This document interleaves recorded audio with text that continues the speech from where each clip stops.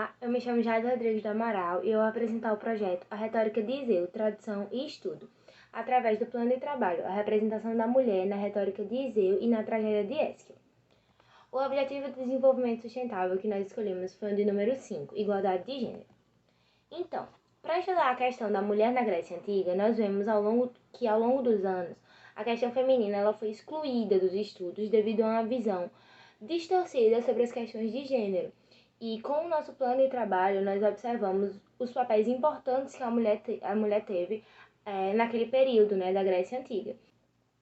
Nós temos o objetivo com o trabalho tanto de entender os papéis que a mulher representava naquele período, quanto de que forma as mulheres se enquadram no conceito de cidadania e quais os direitos que elas possuíam. Nossa metodologia foi primeiro entender os papéis que a mulher desempenhava naquele período, ou seja, o papel do gênero, de que forma as mulheres estavam encontradas na sociedade, tanto quanto entender o conceito de cidadão, né, na Atenas. Só depois disso que nós entramos nos discursos, tanto de Iseu, né, os 11 discursos encontrados de Iseu, quanto na Oresteia de Ésquilo, para estudar de que forma as mulheres eram passadas, elas eram representadas. Então, a mulher na Grécia Antiga, né, ela primeiro é tida como o outro, né, ela é vista dessa forma, né, dentro da sua própria sociedade por alguns fatores. Entre eles, o primeiro é que a mulher, apesar dela poder estar sempre nos mesmos locais que os homens, ela precisa estar sempre sendo representada pelo seu Quírios, que seria seu responsável. Então, ela já causa essa estranheza, né, ela é como submissa o homem ao seu responsável. Porém, ela tem sua própria representatividade, tanto nas questões religiosas quanto no ambiente doméstico, apesar de ser de maneiras diferentes. Na questão religiosa, ela é responsável, ela tem grande importância, na verdade, principalmente porque ela é responsável por celebrar cerimônias. Então, ela não pode ser substituída e ela está representando a si mesma ali.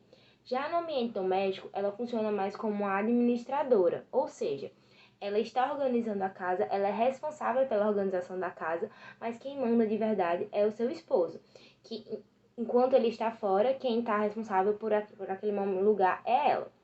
Além disso, outra justificativa para esse papel do outro seria exatamente o mito de Pandora, que seria explicado pela disputa existente que havia entre Zeus e Prometeu, no qual o primeiro, para atacar, enviou aos homens uma caixa conhecida como Caixa de Pandora, que quando aberta distribuiu entre os povos as mazelas do mundo, inclusive a mulher, que derivaria da própria Pandora, né?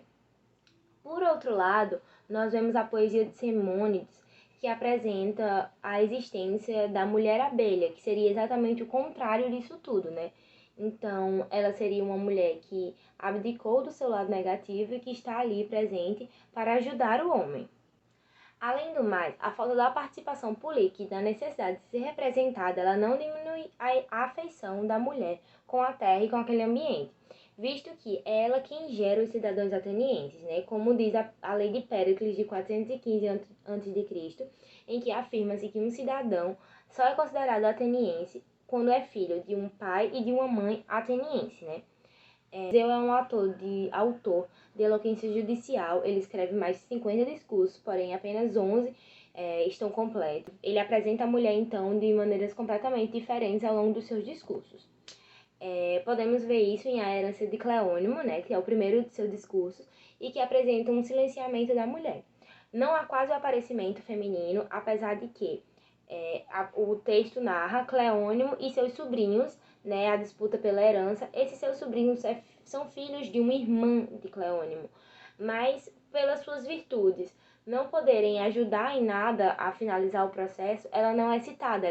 Em sua segunda obra, A Herança de Menecles, nós vemos exatamente o contrário, né? A aparição da mulher mostrando o seu bom caráter. Ele, além de citar a esposa de Menecles, ele constrói seu discurso evidenciando isso.